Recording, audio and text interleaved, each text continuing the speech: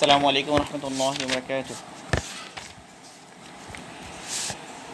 إن الحمد لله نحمده ونستعينه ونستغفره ونؤمن به ونتوكل عليه ونعوذ بالله من شرور أنفسنا ومن سيئات أعمالنا. من يهده الله فلا مضل له ومن يضلل فلا هادي له. ونشهد أن لا إله إلا الله وحده لا شريك له. ونشهد أن سيدنا مولانا محمدا عبده ورسوله صلى الله عليه وعلى آله وأصحابه وبارك وسلم تسليما كثيرا أما بعد. باب الإخلاص وإحضار النية في جميع الأعمال والأقوال البارزة والخفية. وعن أبي موسى عبد الله بن قيس وعن أبي بكر نفي بن حارس الثقفي رضي الله عنه أن النبي صلى الله عليه وسلم قال: إذا التقى المسلمان بسيفيهما فقاتل والمقتول في النار. قلت يا رسول الله هذا القاتل فما بال المقتول؟ قال إنه كان حديثا على قتل صاحبه متفق عليه أو كما قال عليه الصلاة والسلام. আলহামদুলিল্লাহ, আল্লাহ পাকের মেহেরবানি, আল্লাহ পাকের ইহসান। এটি আমাদের রিয়াদুস সালিহিন কিতাবের উপরে 10ম দর্স। আমাদের আজকের আলোচনা শুরুতেই আমরা হাদিসটির তর্জমা করি। এই হাদিসের রিওয়ায়াত করেছেন আবু বাকরাহ রাদিয়াল্লাহু তাআলা আনহু। তো তার নাম হলো, তার মূল নাম হচ্ছে নুফাই ইবনুল হারিস। তো আবু বাকরা নুফাই ইবনুল হারিস তিনি রাসূল সাল্লাল্লাহু আলাইহি ওয়াসাল্লাম থেকে রিওয়ায়াত করেন। তিনি বলেন, যখন দুইজন মুসলমান সংঘর্ষে লিপ্ত হয়, দুইজন মুসলমান যখন তাদের তরবারি নিয়ে সংঘর্ষে লিপ্ত হয়, তখন যে হত্যাকারী এবং যে ব্যক্তি নিহত হবে উভয়েই জাহান্নামী। তিনি বলেন যে আমি জিজ্ঞেস করলাম, ইয়া রাসূলুল্লাহ, যে হত্যাকারী সে জাহান্নামী এটা তো বুঝলাম, কিন্তু যে নিহত হলো তা জাহান্নামী হওয়ার কারণ কি? তো রাসূল সাল্লাল্লাহু আলাইহি ওয়াসাল্লাম জবাবে বললেন, কারণ নিশ্চয়ই সে তার সঙ্গীকে হত্যা করার ব্যাপারে খুবই দৃঢ় প্রতিজ্ঞ ছিল, বা সে দিল থেকে কামনা করছিল তার যে সঙ্গী তাকে হত্যা করার জন্য। তো এই কারণে সেও জাহান্নামী হবে। এই হলো হাদিসের শাব্দিক তর্জমা। তো আমরা প্রতিদিনের মতো শুরুতে একটু রাবি নিয়ে আলোচনা করব। আমাদের প্রথম দিকের হাদিসগুলোতে প্রায় রাবি নিয়েই আলোচনা করতে হবে, কিন্তু যদি এমন হয় পরবর্তীতে যে কি রাবি আবার আসছে, তখন হয়তো রাবি নিয়ে আলোচনা করা লাগবে না। রাবি মানে বর্ণনাকারী, যে সাহাবী এই হাদিস বর্ণনা করেছেন তার সম্পর্কে আলোচনা করতে হবে। তাহলে এই যে আজকে সাহাবী যিনি আবু বাকরা রাদিয়াল্লাহু তাআলা আনহু, তাকে সাকাফি বলা হচ্ছে কারণ সাকিফ গোত্রে তিনি গোলাম ছিলেন, এবং তার মূল নাম হচ্ছে নুফাই ইবনুল হারিস। তো তিনি ওই তায়েফে কর্মরত ছিলেন। তো ওখান থেকে রাসূল সাল্লাল্লাহু আলাইহি ওয়াসাল্লামের কাছে পালিয়ে আসেন, আমি ইসলাম কবুল করেন, এবং রাসূল সাল্লাল্লাহু আলাইহি ওয়াসাল্লামকে তিনি জানান যে তিনি গোলাম। তো রাসূল সাল্লাল্লাহু আলাইহি ওয়াসাল্লাম তাকে আজাদ করে দিলেন, এবং তার কুনিয়াত, তার ডাক নাম রাখলেন আবু বাকরা। পরবর্তীতে বনু সাকিফ গোত্র যখন জানতে পারলো যে সে পালিয়ে এসেছে এখানে আল্লাহ রাসূলের কাছে, তো তারা আবদার করেছে তাকে যেন ফিরিয়ে দেওয়া হয়। রাসূল সাল্লাল্লাহু আলাইহি ওয়াসাল্লাম ফিরিয়ে দিতে অস্বীকার করেন এবং বললেন যে হুয়া তলিকুল্লাহ ওয়া তলিকু রাসূলি।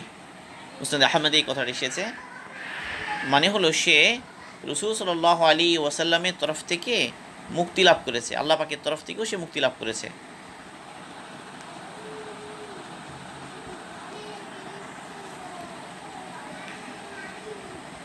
তো তিনি কথা বলতেন আবু বাকরা, আনা আবু বাকরা মাওলা রাসূলিল্লাহি সাল্লাল্লাহু আলাইহি ওয়াসাল্লাম। তিনি এইভাবে পরিচয় দিতেন যে আমি আবু বাকরা, রাসূল সাল্লাল্লাহু আলাইহি ওয়াসাল্লামের আজাদকৃত গোলাম। এভাবেই তিনি নিজের পরিচয় দিতেন। রাসূল সাল্লাল্লাহু আলাইহি ওয়াসাল্লাম মদিনাতে যখন চলে গেলেন, পৌঁছলেন, তখন আবু বারজা আসলামী রাদিয়াল্লাহু আনহুর সাথে তার ভ্রাতৃত্ব কায়েম করে দিলেন, ভাই ভাই করে দিলেন। তো এই আবু বকর রাদিয়াল্লাহু তাআলা আনহু উনি শ্রেষ্ঠ সাহাবাদের একজন ছিলেন, এবং জীবনের শেষের দিকে তিনি বসরায় কিছুদিন অতিবাহিত করেন, বসরাতে উনি চলে যান। তো তার সম্পর্কে হাসান বসরি রাহিমাহুল্লাহ বলেন, লাম ইয়ানজিলিল বাসরাতা মিনাস সাহাবাতি মিম্মান সাকানাহা আফদালু মিন ইমরান ইবনুল হুসাইন ওয়া আবি বাকরা। হাসান বসরি রাহিমাহুল্লাহ তিনি বলেন এই কথা যে আমি রাসূল সাল্লাল্লাহু আলাইহি ওয়াসাল্লামের সাহাবাদের মধ্য থেকে যারাই বসরাতে এসে বসবাস করেছে তাদের মধ্যে সবচেয়ে উত্তম হচ্ছেন দুজন, ইমরান ইবনে হুসাইন এবং আবু বাকরা রাদিয়াল্লাহু আনহুমা। সাহাবাদের মধ্যে যখন ইখতিলাফ হলো জামাল এবং সিফিনের যুদ্ধে, এই সময় তিনি নিজেকে দূরে সরিয়ে রাখেন এবং কারো পক্ষেই তিনি যুদ্ধে অংশগ্রহণ করেননি। এরপরে মৃত্যু পর্যন্ত প্রচুর ইবাদতের মধ্যে তিনি রত থাকতেন এবং তার সন্তানেরা বসরায় খুবই মর্যাদাপূর্ণ অবস্থানে পৌঁছেন, ইলমের দিক দিয়ে, সম্পদের দিক দিয়ে, নেতৃত্বের দিক দিয়ে তার সন্তানেরা সবাই সেটেল হয়ে যান বসরাতে। তিনি রাসূল সাল্লাল্লাহু আলাইহি ওয়াসাল্লামের কাছ থেকে 132টি হাদিস রিওয়ায়াত করেন। আর মৃত্যুর সময় তিনি ওসিয়ত করেন তার জানাজায় যেন তার ভাই রাসূল সাল্লাল্লাহু আলাইহি ওয়াসাল্লাম যাকে তার ভাই হিসেবে নির্বাচন করেছিলেন, মানে ভ্রাতৃত্ব কায়েম করে দিয়েছিলেন, আবু বারজা আসলামী, তো তিনি ওসিয়ত করেন যেন আবু বারজা আসলামী রাদিয়াল্লাহু তাআলা আনহু তার জানাজা যেন পড়ান। তো সেই হিসাবে বসরায় যখন ইন্তিকাল হয় 52 বা 51 হিজরিতে, তখন তার জানাজা পড়ান আবু বারজা আসলামী।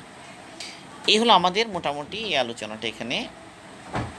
তো রাবি সম্পর্কে এই হাদিসটা যে দুই মুসলমান সংঘর্ষে লিপ্ত হওয়া, মানে আজকালকার একটা কমন ফিনোমেনন এটা, যে মুসলমানের সাথে সংঘর্ষে লিপ্ত হচ্ছে, মুসলমানের এই দল ওই দলের সাথে, অথবা দুই মুসলমান লড়াই অবতীর্ণ হচ্ছে। তো এখন এই পরিস্থিতি আমাদের করণীয় কি, এই বিষয়টা এখানে, এই জিনিসটা কোরআনে পাকেও এসেছে। সূরা হুজুরাতের মধ্যে একটা আয়াত আছে, ওয়াইন তাইফাতানি মিনাল মুমিনিনা ইকতাতালু ফাআসলিহু বাইনাহুমা ফাইন বাগাত ইহদাহুমা আলাল উখরা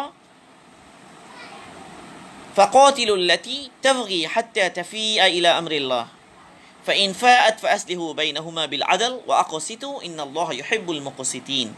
এই আয়াতের অর্থ হচ্ছে, যখন মুসলমানদের দুইটা দল লড়াই অবতীর্ণ হয়, তো তোমরা তাদের মধ্যে সন্ধি করে দেওয়ার চেষ্টা করো, তাদের মধ্যে আপোষ করে দেওয়ার চেষ্টা করো, মীমাংসা করে দেওয়ার চেষ্টা করো। আর যদি দেখো যে তাদের এক দল অন্য দলের উপর বেশি বাড়াবাড়ি করছে, তাহলে যারা বেশি বাড়াবাড়ি করছে তোমরা তাদের সাথে প্রয়োজনে লড়াই করো, ততক্ষণ পর্যন্ত যতক্ষণ তারা ইসলামের পথে ফিরে না আসে, হকের পথে ফিরে না আসে। যদি তারা ফিরে আসতে তৈরি হয়ে যায়, রাজি হয়ে যায়, তাহলে তাদের উভয় দলের মধ্যে ইনসাফের সাথে, আদালের সাথে মীমাংসা করে দাও, আর তোমরা ন্যায় বিচার করো, কারণ আল্লাহ পাক ন্যায় বিচার যারা করে তাদেরকে ভালোবাসেন। তো এই আয়াতের মধ্যেও ইঙ্গিত আছে যে মুসলমানদের মধ্যেও সামনে কী হবে, লড়াই হতে পারে। যখন এই আয়াত অবতীর্ণ হচ্ছে সাহাবাদের মাঝে, রাসূল সাল্লাল্লাহু আলাইহি ওয়াসাল্লামের সাহাবাগণ, রাসূল স্বয়ং আছেন, তো ওই অবস্থায় কিন্তু এটা কল্পনাও করা যায়নি যে তারাই আবার পরস্পরের সাথে, মুসলমানদের সাথে লড়াই হতে পারে একটা পর্যায়ে গিয়ে, এটা কিন্তু তখন ধারণাও করা যায়নি। কিন্তু আল্লাহ পাক তো আলিমুল গায়েব, তিনি জানেন যে কী কী ঘটবে ভবিষ্যতে। তো কিয়ামত পর্যন্ত এই ধরনের ঘটনা ঘটতে পারে, ঘটাটা খুব স্বাভাবিক, এবং তার সমাধান কোরআনে পাকেও আল্লাহ পাক বলেছেন এবং রাসূল সাল্লাল্লাহু আলাইহি ওয়াসাল্লাম সতর্ক করেছেন। সেরকম সতর্ক বাণী হলো একটা এই হাদিসটা এখানে। তো কোরআনে পাকে আল্লাহ পাক বলেছেন, ইন্নামাল মুমিনুনা ইখওয়াতুন ফাআসলিহু বাইনা আখাওয়াইকুম ওয়াত্তাকুল্লাহ লাআল্লাকুম তুরহামুন। হে মুসলমানরা, তোমরা জেনে রাখো যে মুসলমানের ভাই, কাজে তোমরা তোমাদের ভাইদের মধ্যে কী করে দাও, মীমাংসা করে দাও। যখনই দেখবে যে কোথাও মুসলমানের সাথে মুসলমানের লড়াই চলছে, বিরোধ চলছে, তো তাদের মধ্যে তোমরা কী করে দাও, মীমাংসা করে দাও। আর আল্লাহ পাককে ভয় করো। এই ভয় করার মানা হলো যে এই যে মীমাংসা করতে যাবে তোমরা, খবরদার ভুলেও কোনো অন্যায় পক্ষপাতিত্ব করবে না। এটি হলো তাকওয়া। এখানে তাকওয়াটা কি, মীমাংসা করতে হবে। তো মীমাংসা করতে গিয়ে এমন না হয় যে তোমরা বেইনসাফি করো, তোমরা জুলুম করো, তোমরা স্বজনপ্রীতি করো, তোমরা অন্যায়ভাবে কাউকে সাপোর্ট করো, এটা করা যাবে না। বরং তোমাদেরকে কী করতে হবে, ন্যায় বিচারই করতে হবে, আল্লাহ পাককে ভয় করতে হবে, তাহলে আল্লাহ পাক তোমাদেরকে দয়া করবেন। এখন এই হাদিসের মধ্যে সবচেয়ে গুরুত্বপূর্ণ পয়েন্ট যেটা, যে হত্যাকারী এবং নিহত ব্যক্তি দুজনেই জাহান্নামী। এর কারণ কি, আল্লাহ রাসূল বলেছেন যে আন্নাহু কানা হারিসান আলা কতলি সাহিবি মাকতুল। যে এখানে প্রশ্নটা খুব গুরুত্বপূর্ণ। প্রশ্ন করেছেন এই জন্য, যখন রাসূল বললেন যে মুসলমানের দুই ব্যক্তি যখন তলোয়ার নিয়ে একজনকে হত্যা করার জন্য কি হবে, সংঘর্ষে লিপ্ত হবে, তো যে হত্যাকারী এবং যে নিহত হলো দুজনেই জাহান্নামী। তো আবু বকর রাদিয়াল্লাহু তাআলা স্বাভাবিক প্রশ্নটাই করলেন যে হত্যাকারী যে, সে অপরাধী, বুঝে যাচ্ছে সে জাহান্নামী, এটা তো পরিষ্কার, কিন্তু যে নিহত হলো সে জাহান্নামী হওয়ার কারণ কি? তো রাসূল সাল্লাল্লাহু আলাইহি ওয়াসাল্লাম এটা জবাব দিলেন, আন্নাহু কানা হারিসান আলা কতলি সাহিবি, কারণ এই ব্যক্তি যে নিহত হলো সেও কিন্তু তার ভাইকে হত্যা করার জন্য কি ছিল, সে তার ভাইকেই হত্যা করতে চাচ্ছিল, কারণ সেও তো তরবারি উঠিয়েছে, দুইজনেই তো তরবারি উঠিয়েছে, দুজনেই তো সংঘর্ষে লিপ্ত হয়েছে। তাহলে যে ব্যক্তি প্রথম তরবারি তুললো বা সুযোগ পেয়ে তাকে হত্যা করলো সে যেমন জাহান্নামী, একইভাবে অপর ব্যক্তি যে নিহত হলো সেও যে তার নিয়ত ছিল যে তাকে হত্যা করার দৃঢ় প্রতিজ্ঞা ছিল, এই কারণে সেও জাহান্নামী হবে। বাকি জাহান্নামের মধ্যে শাস্তির মধ্যে তারতম্য হবে কিনা এই ধরনের কিছু প্রশ্ন কিনা আসবে, এগুলো আমরা শেষে বলবো ইনশাল্লাহ। তো এই জিনিসটা বিপরীতে কিছু হাদিস আছে, সেগুলো আমরা সামনে রাখি। একটা হলো আবু হুরায়রা রাদিয়াল্লাহু তাআলা রিওয়ায়াত করছেন, তিনি বলছেন, যেটা মুসলিম শরীফের হাদিস, জা রাজুলুন ইলা নবী সাল্লাল্লাহু আলাইহি ওয়াসাল্লাম ফাকালা ইয়া রাসূলুল্লাহ আরাআইতা ইন জা রাজুলুন ইউরিদু আখযা মালি। আবু হুরায়রা বলেন যে এক ব্যক্তি রাসূল সাল্লাল্লাহু আলাইহি ওয়াসাল্লামের কাছে এলো, বলল যে হে আল্লাহর রাসূল, আপনার এই ব্যাপারে কী রায়, যে এক ব্যক্তি এসে আমার মাল দখল করে ফেলতে চায়, আমার সম্পদ সে অন্যায়ভাবে নিয়ে নিতে চায়, এখন আমি কি করব? তাহলে রাসূল বললেন, কলা ফালা তুতিহি মালাক, তুমি তাকে তোমার মাল অর্পণ করো না, তুমি তোমার মাল তাকে দিও না, সে নিতে চায় তুমি দিও না ওকে। সে আবার প্রশ্ন করলো, কলা আর আইতা ইন কাতালানি, হে আল্লাহর রাসূল, যদি এমন হয়, এই যে আমি তাকে যখনই আমার মাল দিতে চাইলাম না, তখন যদি সে আমার সাথে লড়াই শুরু করে দেয়, আমাকে মারতে উদ্যত হয়, আমি কি করব? কলা কাতিল, তুমি তার সাথে লড়াই করো। এবার উনি আবার জিজ্ঞেস করছেন, কলা আর আইতা ইন কতালানি, হে রাসূল, কী হবে যদি সে আমাকে হত্যা করে? কলা ফা আনতা শাহিদ, তাহলে তুমি শহীদ হয়ে যাবে। সে আবার প্রশ্ন করে, কলা আর আইতা ইন কতালতুহু, যদি এমন হয় যে আমি তাকে হত্যা করে ফেললাম, এমন যদি হয়, কলা হুয়া ফিন্নার, সে জাহান্নামী হবে। এটা মুসলিম শরীফের হাদিস। এই হাদিসের মধ্যে যেটা দেখা যাচ্ছে সেটা কি, যে ওই হাদিসে ছিল হত্যাকারী এবং নিহত ব্যক্তি দুই ব্যক্তিই জাহান্নামী, আর এখানে সম্পূর্ণ বিপরীত। এক ব্যক্তি যার মাল সে হেফাজত করার জন্য বাধ্য হয়ে তাকে বাধা দিতে হয়েছে, এ বাধা দিতে গিয়ে কোনো কারণে দ্বিতীয় ব্যক্তি যে এসেছে আত্মসাৎ করার জন্য সে মারা গেল, এমন পরিস্থিতি হতেই পারে, তখন কি হবে? তো আবার বা সেই তাকে হত্যা করতে পারে, যে মালের প্রকৃত সম্পত্তির মালিক তাকে হত্যা করে দিতে পারে, তো সেক্ষেত্রে তুমি শহীদ হয়ে যাবে। আর তুমি তাকে হত্যা করে দাও, কী হবে? এর প্রভাবে আল্লাহ রাসূল বললেন যে তখন সে জাহান্নামী হবে। তাহলে এইখানে কিন্তু দুইটা ক্ষেত্র, এখানে কিছু ডিফারেন্স আছে, দুইটা অবস্থার মধ্যে ডিফারেন্স আছে। তাহলে এই দুইটা গেল এখানে। এখন মোট কথা হলো, বাস্তবে হওয়া উচিত কি? হওয়া উচিত হলো মুসলমানের সাথে এগুলো করবে, এটা হওয়াই উচিত না। মুসলমান তো পরস্পরের সাথে একত্রে থাকবে, তৌহিদের ঝান্ডাকে আঁকড়ে ধরবে, ইনসাফের উপর থাকবে, হকের উপর থাকবে, মহব্বতের সাথে থাকবে, এমনই তো হওয়া চাই। কিন্তু তারপরও মুসলমানদের মধ্যে যখন অধঃপতন হয়ে যাবে তখন এগুলো ঘটতে পারে। তাহলে প্রথমত এই হাদিস দ্বারা বোঝা গেল যে হাদিসে নিষেধ করা হচ্ছে যে কোনো মুসলমানকে অন্যায়ভাবে হত্যা করা যাবে না, এবং কোনো মুসলমানের বিরুদ্ধে অস্ত্র তোলা যাবে না। মানে হাদিসের শব্দ যে আমরা শুরুতে খেয়াল করি, সেখানে বলা হচ্ছে যখন দুই মুসলমান কি করে পরস্পর সংঘর্ষে লিপ্ত হয় এবং তরবারি উঠায় একজন অপরজনের বিরুদ্ধে, এই অবস্থায় যদি একজন একজনকে হত্যা করে দেয়, তাহলে হত্যাকারী এবং নিহত ব্যক্তি দুজনেই জাহান্নামী হবে। তাহলে এই হাদিসের খোলাসা কথা এটা যে কোনো মুসলমানের জন্য উচিত না যে অন্যায়ভাবে কোনো মুসলমানের উপর অস্ত্র তোলা, এটা অপরাধ, এবং হত্যা করা এটা তো আরও বড় অপরাধ। এই জন্য জঘন্য কবিরা গুনাহ যেগুলো, সেগুলোর মধ্যে একটা হলো কোনো মুসলমান ভাইকে অন্যায়ভাবে হত্যা করা। এখন শেষ জামানায় এই যে ঘটনাটা যখন ঘটবে, দুই ব্যক্তিকে যেখানে জাহান্নামী বলছেন, তাহলে এটার মানাটা কী এবং কখন হবে এটা একটু স্পষ্ট হওয়া দরকার।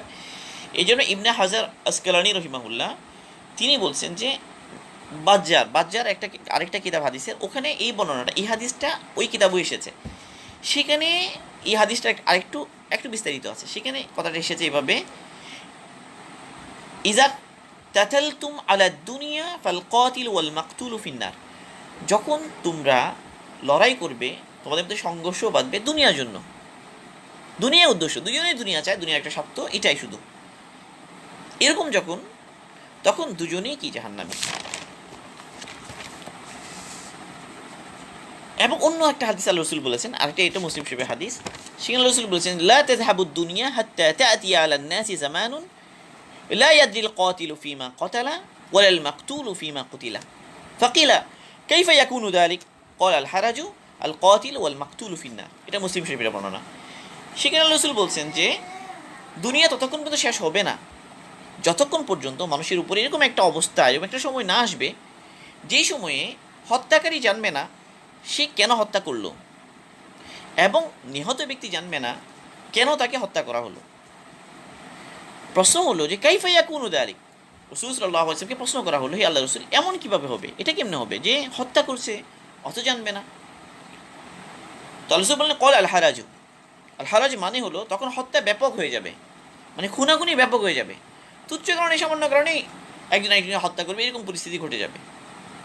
তো এমন অবস্থা যে হত্যা, মানে ধরা যাক যে যেমন হঠাৎ একজন কে বললো যে চোর চোর, এখন 10 জন গিয়ে সবাই গণপিটুনি শুরু করলো, সবাই ওরে মেরেই ফেললো ওখানে, বা ছেলে ধরা, এখন ছেলে ধরলো কি না আদৌ, এটা কোনো নিশ্চিত হওয়ার কোনো কি নাই, এখানে চেষ্টা নাই, শুনলো যে ছেলে ধরা, সবাই মিলে ওকে মারা শুরু করলো এখানে এবং ওখানে মেরে ফেললো। তাহলে বাস্তবে সে তাকে মারলো কী জন্য, এবং যে মারা গেল সে জানে না যে কেন মারা গেল, সে এরকম একটা পরিস্থিতি বর্তমানে, এই তুচ্ছ কারণে মানুষ মারা যায়, বিভিন্ন ক্ষেত্রে এরকম হতে থাকে। তো কাতিল জানে না কেন হত্যা করছে, মাকতুল জানে না, নিহত ব্যক্তি জানে না কেন তাকে হত্যা করা হলো।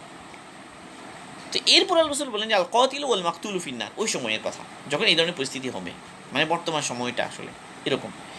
ইমাম কুরতুবী রহিমাহুল্লাহ এটাকে আরও স্পষ্ট করে তিনি বলেছেন যে ফাবাইয়ানা হাদিল হাদিসু আন্নাল কাতিলা ইদা কানা আলা জাহলি মিন তালাবিদ দুনিয়া আও ইত্তিবাই হাওয়া ফাহুয়া আল্লাযী উরিদা বিকৌলি আল কাতিলু ওয়াল মাকতুলু ফিন্নার। এবং কুরতুবী রহিমাহুল্লাহ বলেন আসলে এই হাদিস স্পষ্ট করে দিচ্ছে যে যখন যে হত্যাকারী সে হত্যা করবে তার জেহালতের কারণে, যে দুনিয়া তলব করতে গিয়ে জেহালত তার উপরে এই পরিমাণ মারাত্মক আকার ধারণ করেছে, অথবা খায়েশাতের অনুসরণ করতে গিয়ে ক্ষমতার জন্য, পাওয়ারের জন্য, এই সমস্ত উদ্দেশ্যে যখন সে হত্যা করলো, তাহলে এইখানে কাতিল মাকতুল দ্বারা উদ্দেশ্য হলো তারাই দুনিয়া তলব এবং খায়েশাতের অনুসরণের কারণে দলবাজি, নেতৃত্ব, ক্ষমতা, এই সমস্ত উদ্দেশ্যে যখন একজনকে হত্যা করবে, তো এই ক্ষেত্রে দুই ব্যক্তি জাহান্নামী। তো ইমাম নবী রহিমা বলেন যে হত্যাকারী এবং নিহত ব্যক্তি উভয়ই জাহান্নামী, এটি তখন যখন তাদের কাজের পক্ষে সঠিক কোনো যুক্তি বা ব্যাখ্যা থাকবে না। এই যে লড়াই করলো, কোনো একটা যুক্তি নাই। আগের যে একটা হাদিস ছিল যে এক ব্যক্তির মাল আরেক ব্যক্তি নিয়ে নিতে চায়, এবং দ্বিতীয় ব্যক্তি ওর সাথে লড়াই করছে, এখানে একটা যুক্তি আছে, সেটা কি আমার মাল তাকে আমি নিতে দিব না, রসুল বলেছেন যে তুমি তাকে দিও না, এবং সে লড়াই করতে চায়, তো তুমিও কি করো, তোমার মালে হেফাজতের জন্য রুখে দাঁড়াও।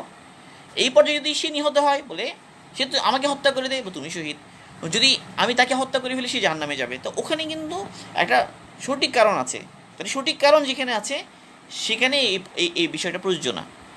কিন্তু যেখানে উদ্দেশ্য হলো উভয়েই, আর তাদের লড়াই হবে আসাবিয়তের উপর, আসাবিয়ত মানে হচ্ছে সাম্প্রদায়িকতা, দলবাজি, তো এই সাম্প্রদায়িকতা জাহান্নামী হওয়ার দ্বারা উদ্দেশ্য হলো তারা এর উপযুক্ত হবে, এবং এর দ্বারা তাদের সাজা দেওয়া হবে। বাকি আল্লাহ পাক মাফু করে দিতে পারেন, মানে আল্লাহ পাক তো মাফ করে দিতে পারেন যে কাউকে, এটা আল্লাহ পাকের এখতিয়ার থাকে। তাইলে আমরা পরিষ্কার হয়ে গেল, তাইলে যখনই উদ্দেশ্য হলো মন্দ, দুজনেই দুনিয়া চায়, এবং এই দুনিয়ার জন্যই প্রতিযোগিতা, পাওয়ারের জন্য প্রতিযোগিতা, ক্ষমতার জন্য প্রতিযোগিতা, সব অন্যায় উদ্দেশ্য, এবং সাম্প্রদায়িকতা, আরও অন্য বিষয়, বিভিন্ন বিষয়, এইগুলোর কারণে একজন একজনকে মারবে, এই ধরনের সিচুয়েশনে উভয়ই কি জাহান্নামী, কারণ দুজনের নিয়তই খারাপ। এই জন্য এখন সাহাবাদের পরস্পর লড়াই, তাহলে এখানে আরেকটা বিষয় আসবে, সাহাবাদের মধ্যেও কিছু লড়াই হয়ে গিয়েছে সাহাবাদের মধ্যে, মানে এগুলোর ব্যাপারে আমরা কি চিন্তা করবো? এই হাদিসে বলা হচ্ছে দুই মুসলমান একজন একজনের সাথে তরবারি তুলবে। এখন সাহাবা রাদিয়াল্লাহু আনহুর মধ্যেও কি ঘটেছে, কিছু লড়াই হয়ে গিয়েছে, যেমন জঙ্গে সিফিন, জঙ্গে জামাল, উভয় দলেই সাহাবা, তারা এই হাদিসের মধ্যে অন্তর্ভুক্ত হবে কি হবে না, এখন এটা একটা বিষয় চলে আসবে এখানে, কনফিউশন। তো আহলুস সুন্নাহ ওয়াল জামাআহ এর আকীদা হলো সাহাবা রাদিয়াল্লাহু আনহুর মধ্যে যে পরস্পর লড়াই হয়েছে, তো তারা এই ওয়াঈদের মধ্যে তারা পড়বেন না, এই ধমকির মধ্যে তারা পড়বেন না। এখানে যে বলা হয়েছে উভয় জাহান্নামী, তারা পড়বেন না। কেন পড়বেন না, এটা একটা বোঝার, কেন পড়বেন না। আসলে সাহাবা রাদিয়াল্লাহু আনহুর মধ্যে যে লড়াইগুলো হয়ে গিয়েছিল, তো এখানে বিষয়টা ছিল এমন যে এটা ওসমান রাদিয়াল্লাহু হত্যা করার পরের ঘটনা, আলী রাদিয়াল্লাহু আনহু এবং মুআবিয়া রাদিয়াল্লাহু আনহুর মধ্যে লড়াইগুলো হয়েছে। তারা দাবি করেছে যে উসমান হত্যার যতক্ষণ কি না হবে, বিচার না হবে, ততক্ষণ কি হবো না, আমরা আপনার হাতে বায়া দেবো না, আপনি আগে এই কাজটা করেন, তারপর আমরা আপনার সাথে আসি, আচ্ছা আপনি এই কাজটা দিয়ে শুরু করেন। আলী বলেছেন যে আসো আগে তোমরা বায়াত হয়ে যাও, এরপর আমরা সিদ্ধান্ত নিই এই পরিস্থিতিতে শুরু করবো না একটু পরে। মানে এখানে একটা খুব জটিলতা সৃষ্টি হয়েছিল, মুশকিল একটা পেরেশানি। তো এই কারণে পরবর্তীতে উভয়ই দাবির উপর অটল হয়ে রইল এবং এক পর্যায়ে কী হয়ে গেল, লড়াই শুরু হয়ে গেল। এখানে আবার কিছু এই আবদুল্লাহ বিন সাহাবা বা ইহুদিদের কিছু চক্রান্ত ছিল, এখানে কিছু মুনাফিকদের কিছু কাজ কারবার ছিল, তারা বিভিন্ন ধরনের ঘটনা উস্কে দিয়েছে ওই পরিস্থিতিতে। তো যাই হোক, এখানে যে তারা শেষ পর্যন্ত দুই পক্ষে ভাগ হয়ে গেলেন এবং এক পর্যায়ে লড়াই শুরু হয়ে গেল। তো এখানে একটা জিনিস বোঝার যে সাহাবা রাদিয়াল্লাহু আনহুম ওনারা কিন্তু মুজতাহিদ ছিলেন। মুজতাহিদ মানে হলো ইজতিহাদ করার যোগ্যতা সম্পন্ন ছিলেন। কোনো একটা পরিস্থিতিতে সঠিক সিদ্ধান্ত নেওয়ার যোগ্যতা তাদের ছিল। এখন এখন এই ব্যাপারটা এমন একটা বিষয় যে বিষয়ে না কোরআনের সরাসরি কোনো ফাইসালা আছে, না রসুলের কোনো হাদিসে কোনো সরাসরি ফাইসালা আছে। তো ওই পরিস্থিতি একটা নতুন পরিস্থিতি, এবং ওই নতুন পরিস্থিতিতে দাবি দুই দিকে হয়ে গিয়েছে এবং সাহাবাসমিন ইজতিহাদ করেছেন। এখন যার ইজতিহাদ যেদিকে গেছে তিনি সেদিকে চলে গেছেন।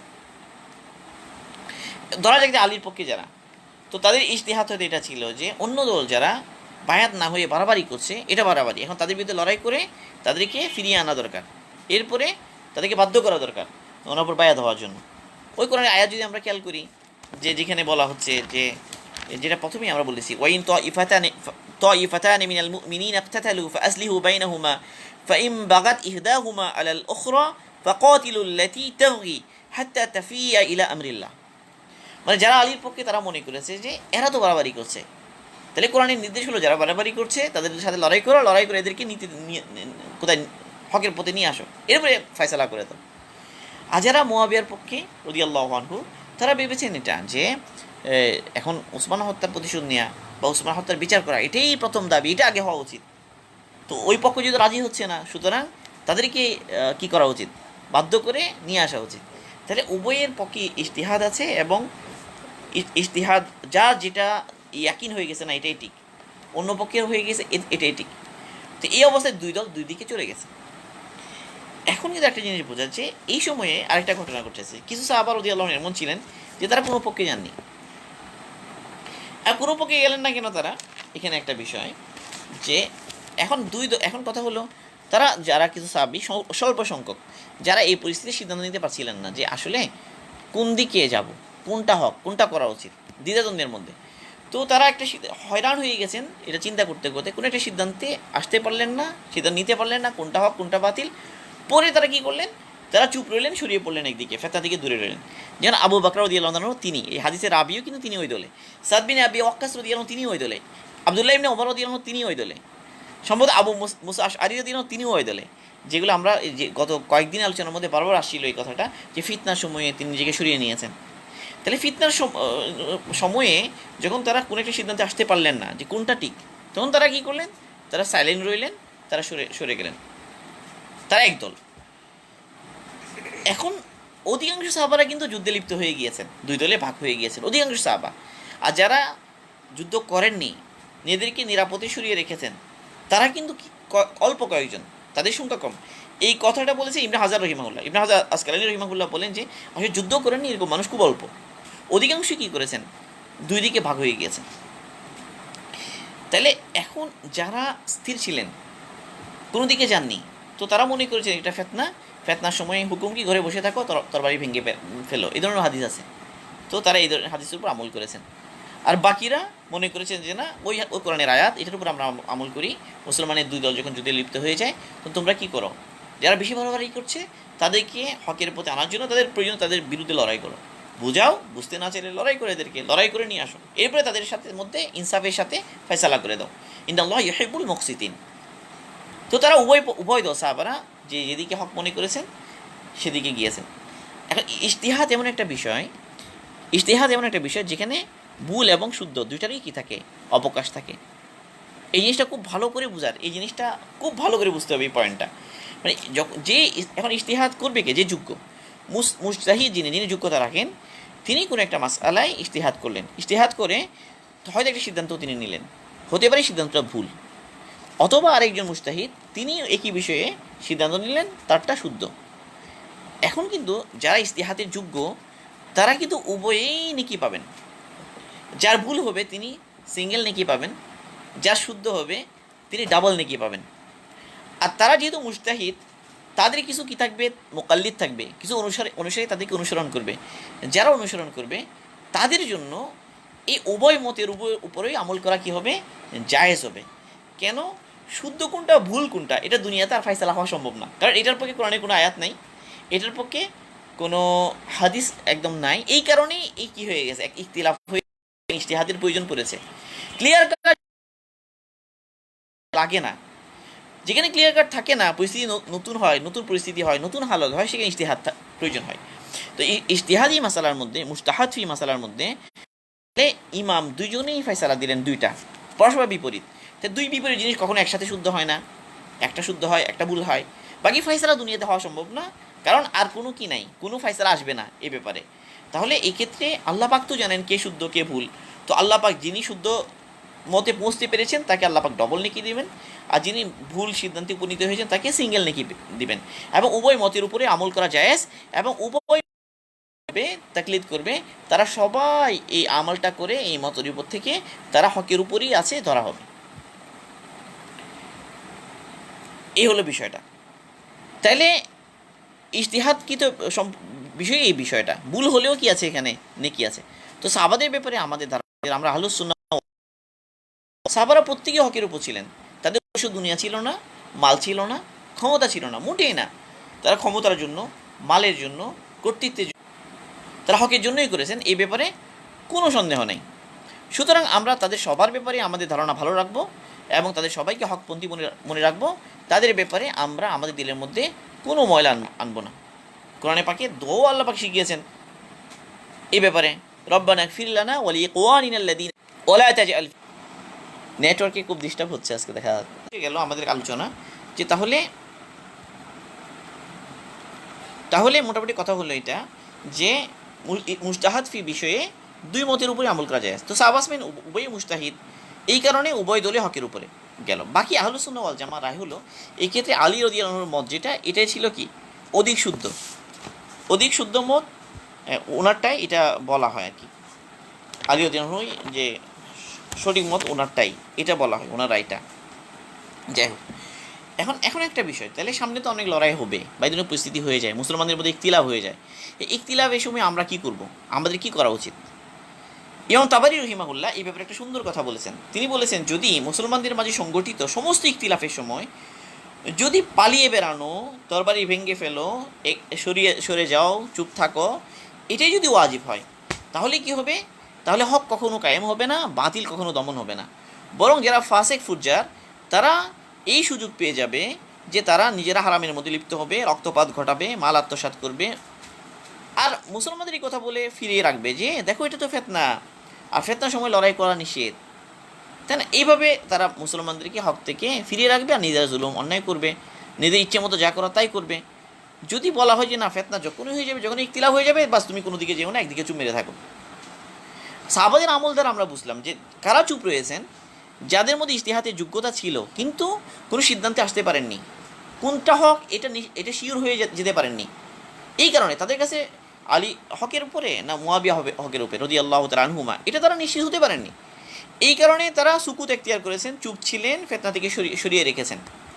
আর যারা যে কোনো একটাকে হক মনে করেছেন, তারা কিন্তু ওই দলে চলে গেছেন এবং লড়াইও হয়ে গেছে তাদের মাঝে, সাহাবাদের মধ্যে। তাহলে বুঝে গেল যে তারা এখানে যখন একটা জিনিস বুঝে গেছে, নিশ্চিত হয়ে গেছে, কি হয়ে গেছে এটা হক, তখন সেদিকে না গিয়ে চুপ থাকা এটাও কিন্তু প্রশংসনীয় না।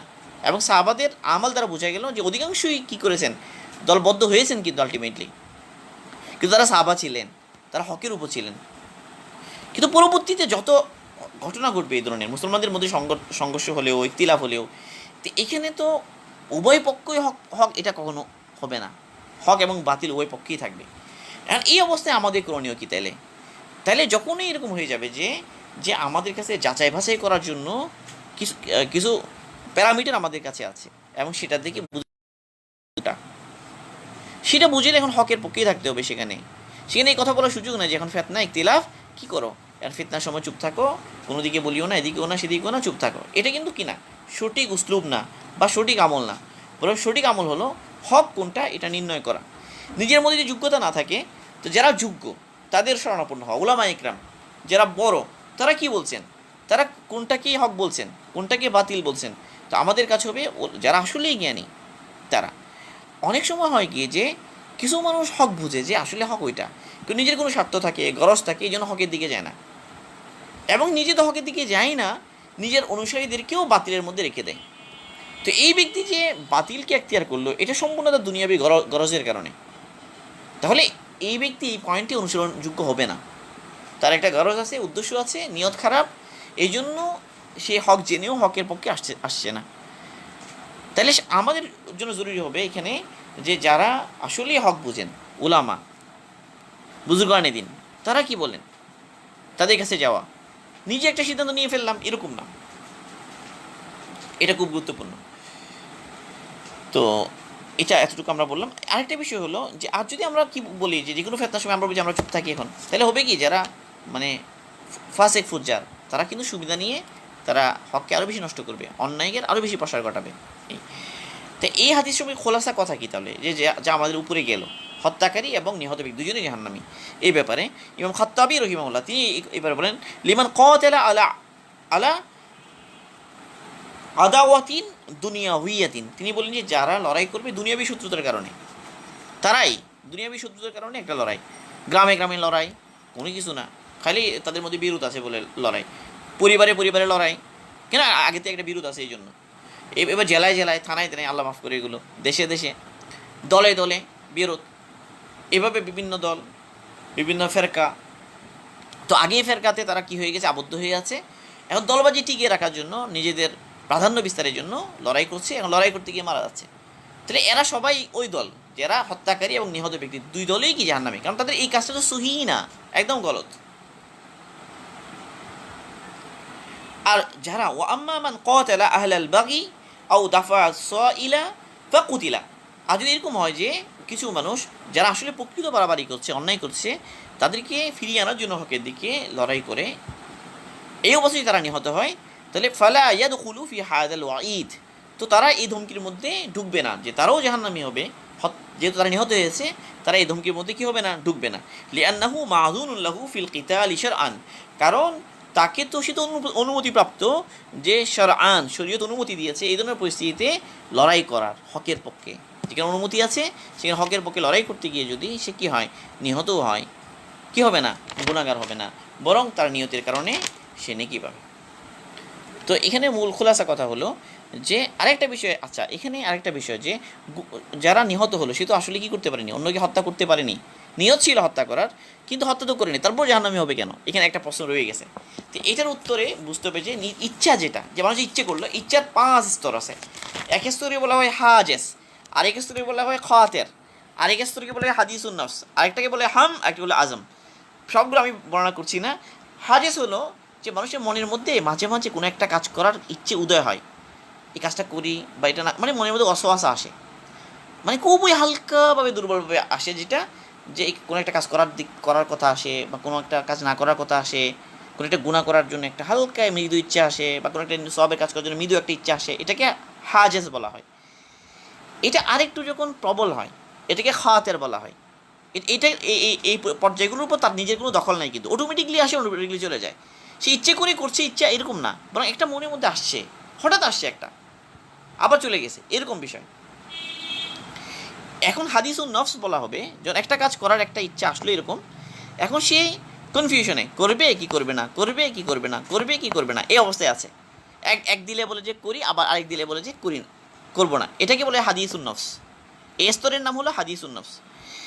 এরপরে যখন সে যে কোনো একটা করা বা না করার সিদ্ধান্ত নিয়ে ফেললো, না ঠিক আছে করেই ফেলি, এটা সিদ্ধান্ত যখন নিয়ে ফেললো একটাকে প্রাধান্য দিয়ে, তখন সেটাকে বলা হয় যে হাম্মুন। মানে হাম্মা বিল হাসানাতি, ওই হাদিসের মধ্যে আসে যে ব্যক্তি কোনো সওয়াবের কাজের ইচ্ছে করে আমলটা করতে পারলো না, তার জন্য 1 নেকি, যে আমলটা করলো তার জন্য 10 নেকি, ওই হাদিসটা।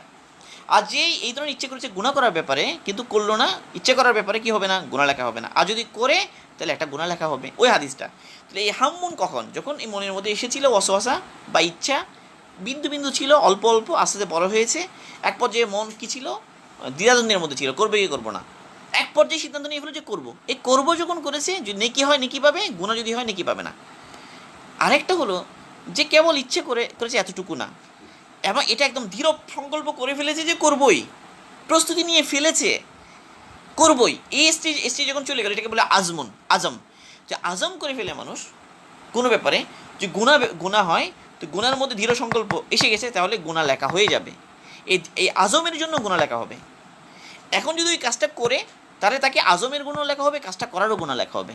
তাহলে এখানে দুই ব্যক্তি কিন্তু পরস্পরকে হত্যা করার জন্য সংঘর্ষে জড়িয়ে পড়েছে এবং তরবারি তুলে ফেলেছে অলরেডি, অস্ত্র তাক করেছে। তার মানে কি, দুজনের মধ্যে দৃঢ় সংকল্প এসে গেছে।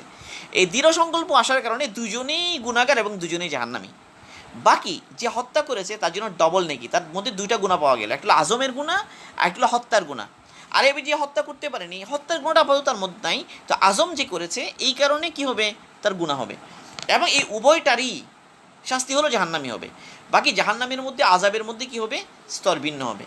যার বেশি অপরাধ তার বেশি শাস্তি হবে, যার কম অপরাধ তার কম শাস্তি হবে। এই সব কিছু হচ্ছে নিয়তের কারণে। এই নিয়ত একটা অনেক গুরুত্বপূর্ণ বিষয়। চ্যাপ্টারটা হলো ইখলাস এবং নিয়তের। তাহলে আমাদেরকে সতর্ক থাকতে হবে যে কোনো অবস্থাতেই যে আমি এই ধরনের পরিস্থিতিতে জড়িয়ে না যাই, বিশেষ করে এই সময়ে ফিতনার জামানায়, যেখানে প্রায় দুনিয়াবি উদ্দেশ্যে বা ভিন্ন একদম বাজে উদ্দেশ্যে অহেতুক কারণে মানুষ লড়াইয়ে জড়িয়ে পড়ছে, একজন একজনকে মেরে ফেলছে। তাহলে খুব সতর্ক থাকা যেন আমি এই ধরনের কোনো পরিস্থিতির শিকার হয়ে না যাই। যে কোনো জায়গায় একটা দল নিতে সাবধান, যে কোনো জায়গায় একটা পার্টি পক্ষ নিয়ে মানে সংঘর্ষে জড়িয়ে পড়া এটা খুবই মুশকিল। বরং অনেক ভেবে চিনতে সতর্কতার সাথে চলা উচিত, যেহেতু ফিতনার জামানা। কারণ এমন এক জামানা এটা, যে জামানায় কাতিল জানবে না। আমরা আগে হাদিসটা উপরে পড়েছি, মুসলিম শরীফের হাদিস, যে কাতিল হত্যাকারী জানবে না সে কেন হত্যা করলো, আর নিহত ব্যক্তি জানবে না কেন তাকে হত্যা করা হলো। এরকম একটা পরিস্থিতি। তো আল্লাহ পাক আমাদের সবাইকে এই ফিতনা জামানায় সমস্ত ফিতনা থেকে দূরে সরে থাকার, বেঁচে থাকার তৌফিক দান করুন, এবং হকের উপরে, ইনসাফের উপরে, ন্যায়ের উপরে অটল থাকার তৌফিক দান করুন। সুবহানাল্লাহি ওয়া বিহামদিহি, সুবহানাকাল্লাহুম্মা বিহামদিকা, আশহাদু আল্লা ইলাহা ইল্লা আনতা, আস্তাগফিরুকা ওয়া আতুবু ইলাইক।